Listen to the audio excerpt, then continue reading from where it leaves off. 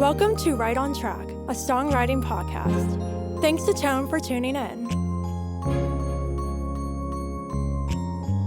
I'm Demi Michelle Schwartz, and I'm thrilled you're joining me on my songwriting journey. So kick back and relax, don't fall flat, and remember, stay right on track.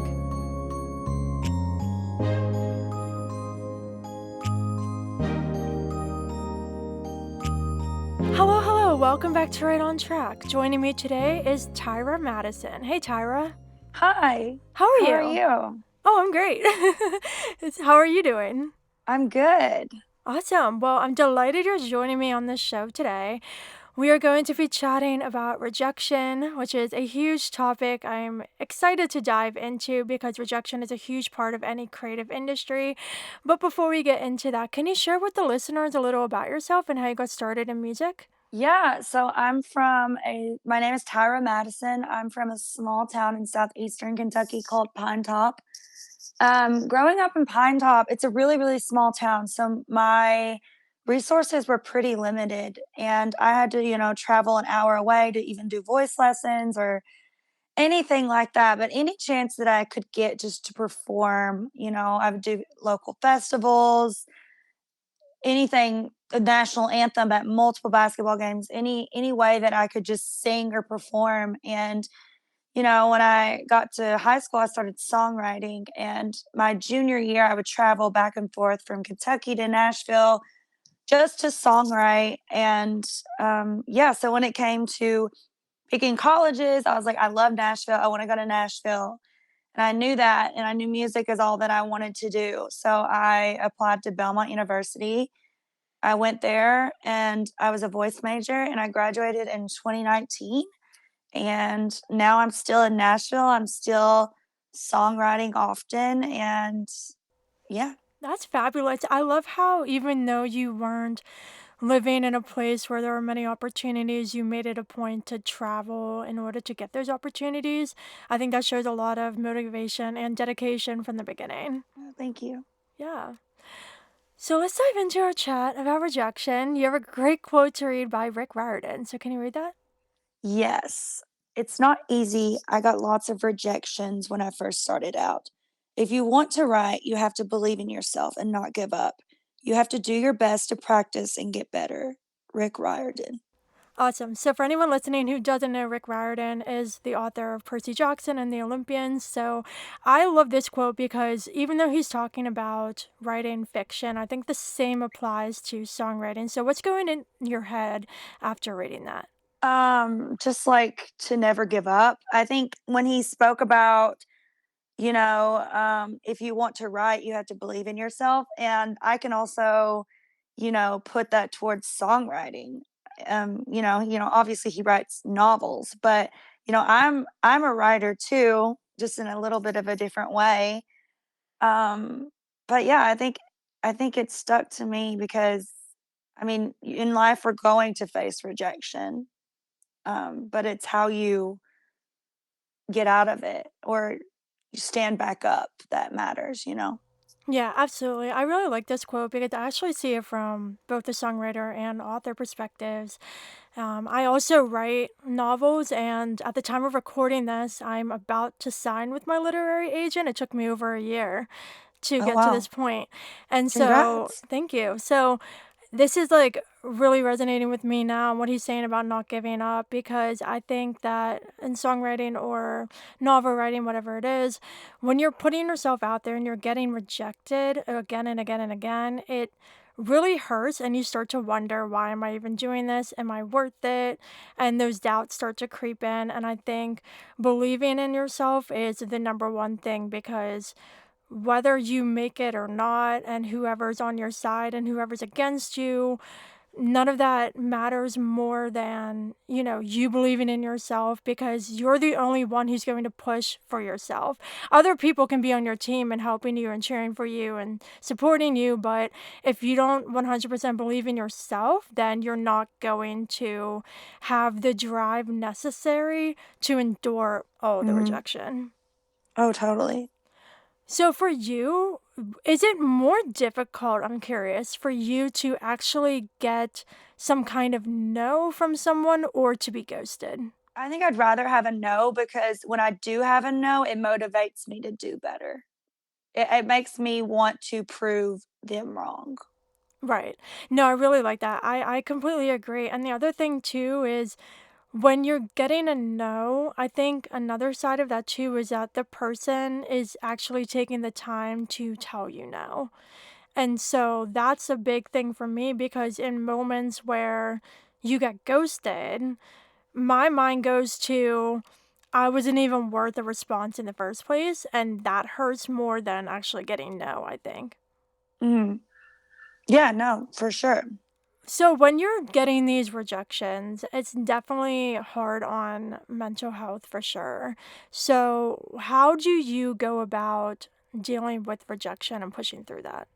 I mean, you're not I think it's realizing you're not always gonna be someone's cup of tea, or you're not gonna be what they were looking for, or that's just how it is, and I think it's realizing that, but also when you're getting kicked down, just coming back up stronger and using that rejection as a motivation to grind harder.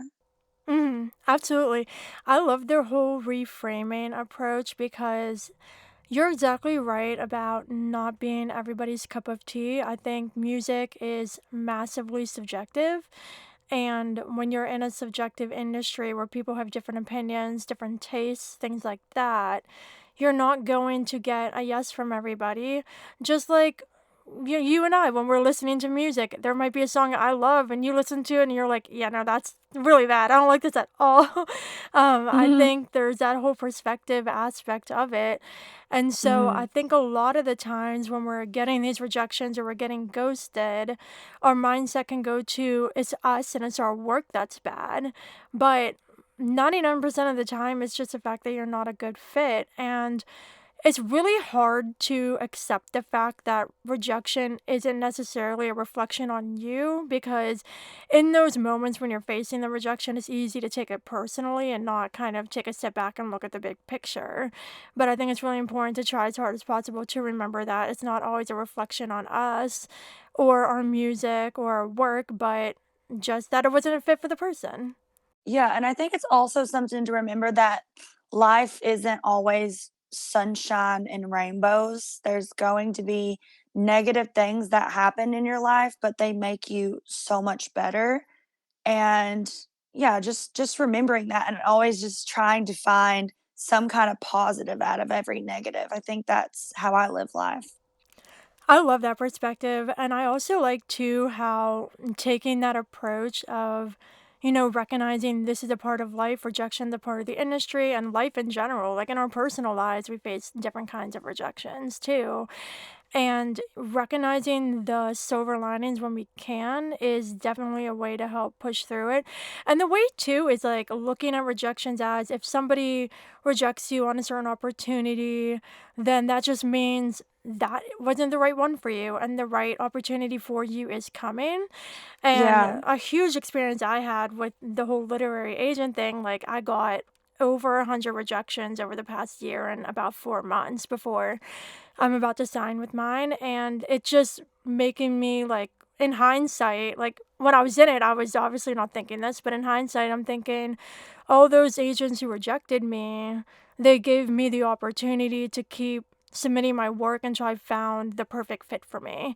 And if I would have went with somebody who wasn't a perfect fit, then that wouldn't have been the best situation. So I think another way to look at rejection, even with our songwriting, is if you don't get to open for an artist on tour, or if you don't get selected for a radio show or something like that, then that's just giving you the chance to submit your music elsewhere and pitch yourself elsewhere to find the right opportunities for you.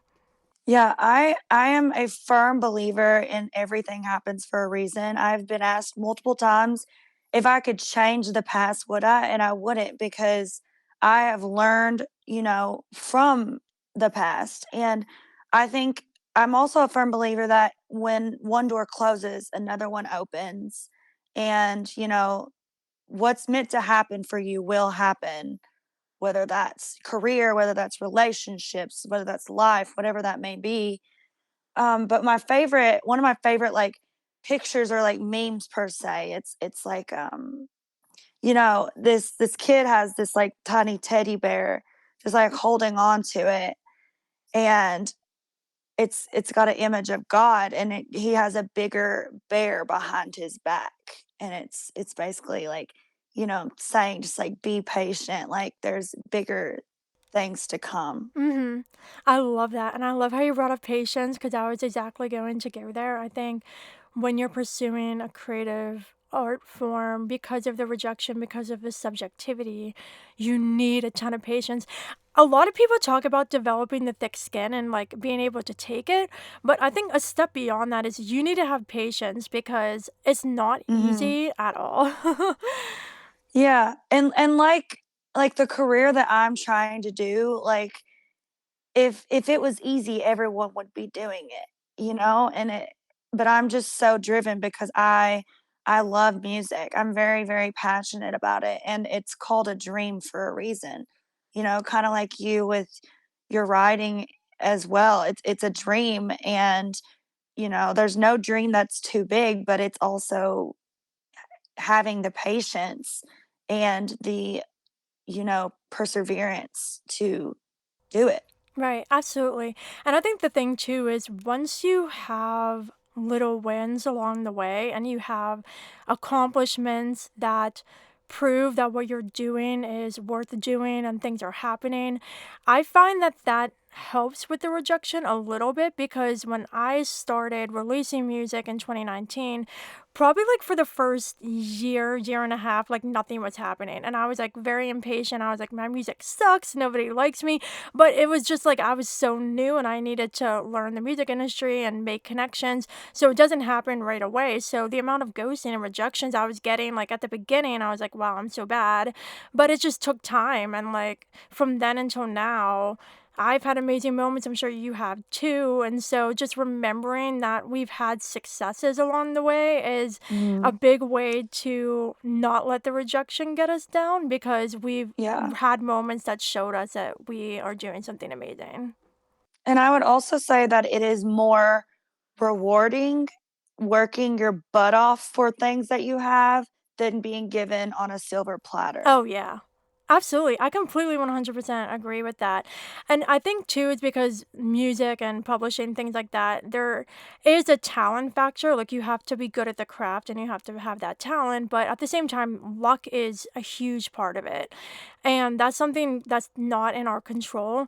And there are people who get lucky right away. And you know what? Congrats to them because you don't have to bust your butts for it. But I think like you were saying about the rewarding aspect of it, I think those of us who are really putting in the work day in, day out, blood, sweat, and tears, going through it, when you get the moments, it is 100% more rewarding because you're able to look back and say, these are all the things that I did for myself that got me to where I am now. Yeah, I think someone that really is the epitome of that, and she just won Entertainer of the Year last night, was Lainey Wilson, Yeah, because they call it a 10-year town and she's been here 12. right. So that just shows you, like, she could have gave up at that 10-year mark and been like, "Oh, it's not gonna happen for me." Mm-hmm. But she persevered, and I mean, look at her now. Yeah. It's truly inspiring to watch. Mhm. Yeah. Yeah, I watch the CMAs too. I love watching those awards and just any award show. I actually attended the CMAs in 2021. I was like in Nashville for a songwriting retreat at the same time it was happening. Mhm. Didn't even like know.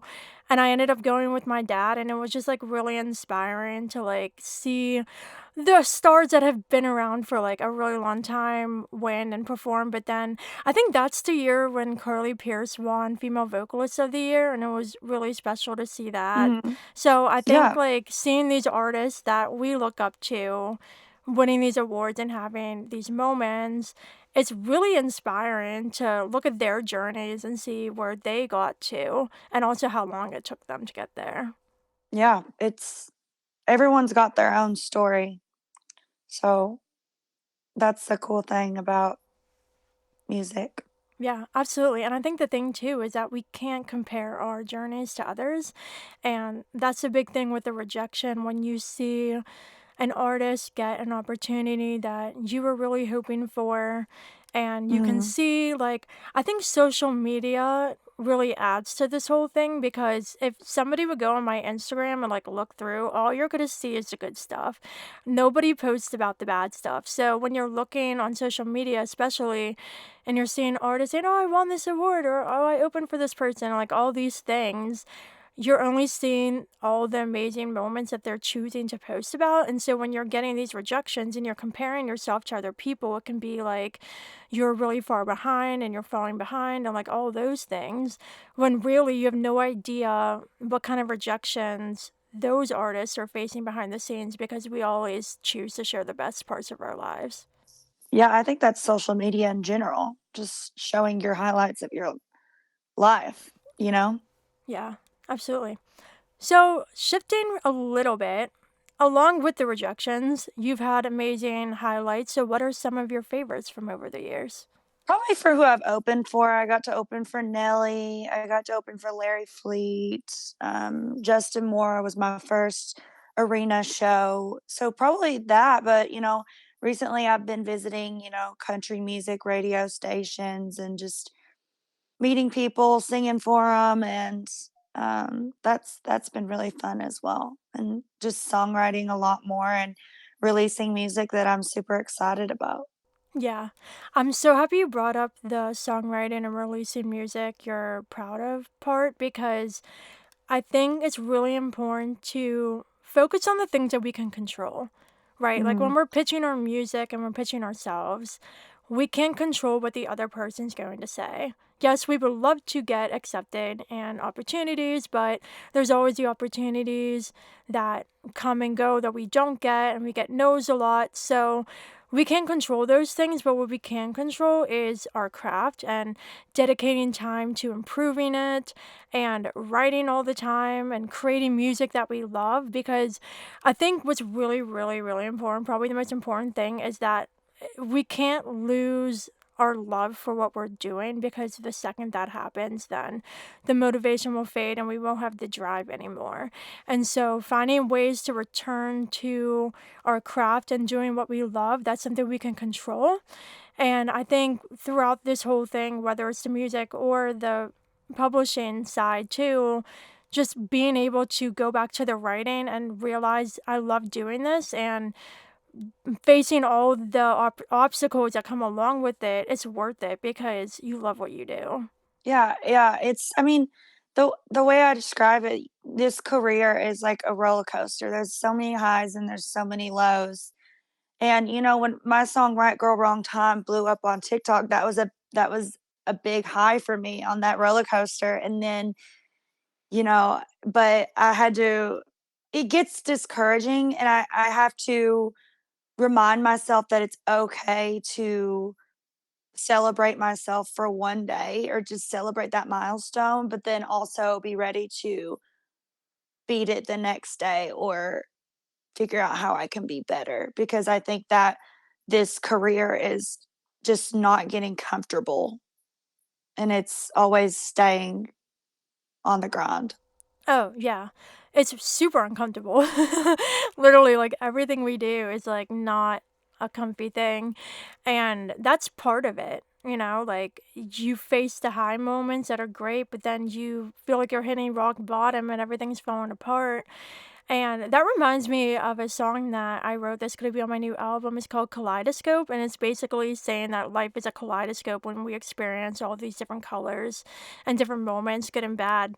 And I wrote that song after I won my first music award in August. And it was really interesting because, like, during that whole week leading up to it and then after, I was on such a high, and then after that I just like hit this really low moment and it was like out of the blue. And a lot of the rejection with the book stuff had to do with that. But it's just reminding me of the fact that we have these amazing moments, but at the same time, even when we're in those great spaces, we'll always have moments coming that aren't going to be great ones. And that's nothing we can fight. Like, that's just a part of life, and we have to come to a place of acceptance with that. So now I want to shift gears into chatting about your new single, Devil in the Details. So, can you share the inspiration behind this and a little about the recording process or the writing process, whatever you want to share? Yeah, so Devils in the Details is coming out November 10th. So technically we're recording November 9th, so tomorrow, but it'll be out later. But yeah, I'm super excited about this song because I actually didn't write this song. This is an outside cut for me, and it's written by amazing songwriters, Brett James, Will Bundy, and Laura Veltz. And when I first heard this song, I was like, okay, like this is very me. Like it's a story song, and I've loved singing story songs lately, especially like my song "Plead the Fifth," where obviously I didn't murder my husband, so I'm putting myself I'm putting myself in another character's shoes, and I just love that songwriting aspect about it. I love writing songs from my perspective, but then I also, like Taylor Swift does it all the time, writing songs from a character's perspective. So that's kind of what Devils in the Details is, and I'm just excited for everyone to hear it. That's incredible. I love story songs. I try to write them when I can, when my like authentic experiences, personal experiences lend itself to that because all the ones I write are very like rooted in my own experiences. But I love when the story songs kind of take the listener on a greater journey because you can clearly see a beginning, middle, end. The character is very clear.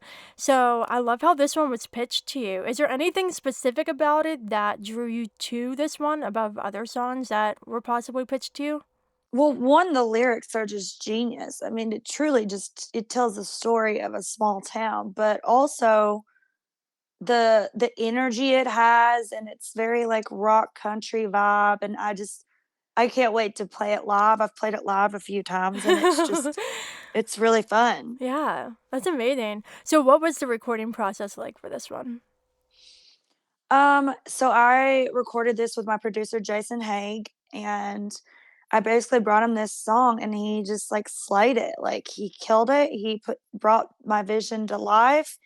It's just a fun, energetic song. I wouldn't say fun, but I would definitely say energetic because it's got this kind of eerie, you know, theme to it, which I obviously enjoy writing and singing about. But it was a lot of fun to be in the studio and record this one. That's amazing. So, I'm just super curious because you mentioned how your producer helped you bring your vision for it to life. So, I've actually never recorded a song that was pitched to me because I write all of mine. So, I'm really curious when you heard the demo of it, was it like a full blown produced demo or was it more stripped back? And then, how did you kind of take that and then make your own I mean, it was spin? pretty the demo was really good. Um, so, I mean, it wasn't fully like I'm sure they could have added more to it, and that's kinda what we did, but, it had a good skeleton on it, and we just, made the body. Yeah, that's awesome. Well, good luck with this one. Thank you. So, this episode is dropping in December, which quite literally is blowing my mind. How is it December? I don't know. uh, It's so almost looking ahead, Christmas. looking ahead to 2024, do you have any big plans? Yes, a lot of new music. Great answer. Anything specific you can share, or is it more secrets? That's more secrets. We're still figuring it out. Oh, perfect. Well, good luck with everything to come. It was lovely chatting with you. Before we Yes, you go, too. yeah, it was awesome. Before we go, what are some final thoughts you have to share with anyone who's facing rejection in any career path that they're chasing? Yeah, I would just say you may get rejected, but you're doing what you love. And even if you get rejected, still keep trying because, like I said, when one door opens, or one door, shoot, when one door closes, another one opens. And, I've gotten so many more no's in my life than yeses. And it is definitely, it shapes who you are, and it makes you the artist that you are, or whatever career you want to pursue. But just to keep trying, and don't take the no's as discouragement, and take the no's as motivation. Perfect. I love that. And I love the whole thing about, rejections are part of it. And in a way, they do shape us. They don't diminish our talent because our rejections are reflections of our talent. But at the same time, I think when we're going through these moments, it just makes us appreciate everything so much more because the opportunities that we do get and the people that do take chances on us, like it just makes us appreciate all that so much more, I think. For sure. Yeah. Well, Tyra, it was lovely having you on the show. Can you please share with everybody where they can find you online and check out your music? Yeah, thank you for having me. You all can check me out on TikTok at Tyra Madison Music. I'm on Instagram at Tyra Madison. Um, yeah, Facebook, Tyra Madison Music as well. YouTube. Pretty much, if you look up Tyra Madison, you'll find me.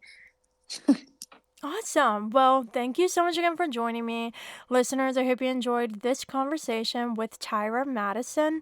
And of course, until next time, Stay stay right right on on track. track.